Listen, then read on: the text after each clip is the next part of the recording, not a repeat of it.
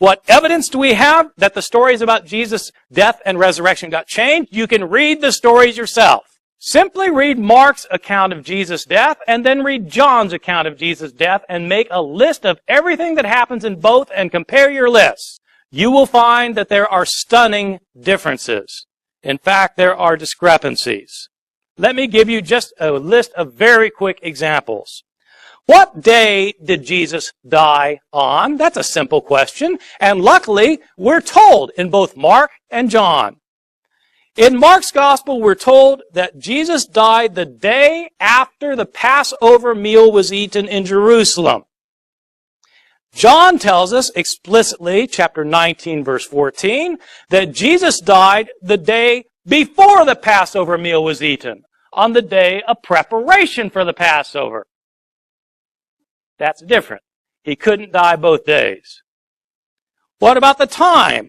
According to Mark, he died at 9 in the morning. According to John, he wasn't condemned to death until afternoon. John 19:14. These are accounts that differ from one another. Did Jesus carry his cross the entire way to Golgotha, or did Simon of Cyrene carry it? It depends which gospel you read. Did both robbers mock Jesus, or did only one of them mock him and the other come to his defense? It depends which gospel you read. Did the curtain in the temple rip in half before Jesus died, or was it after he died?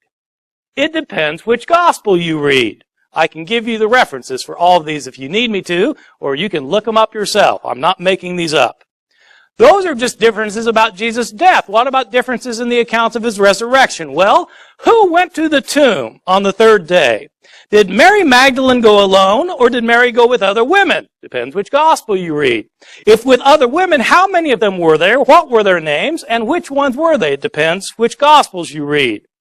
Was the stone rolled away before the women got to the tomb or not? What did they see in the tomb? Did they see a man? Did they see two men? Or did they see an angel? Depends which gospel you read. What were they told to tell the disciples? Were the disciples supposed to stay in Jerusalem to see Jesus, or were they supposed to go to Galilee? Depends which gospel you read. Did the women tell anybody, or were they silent about it? Depends which gospel you read. Did the disciples ever leave Jerusalem? Or did they never leave, or did they leave and go to Galilee?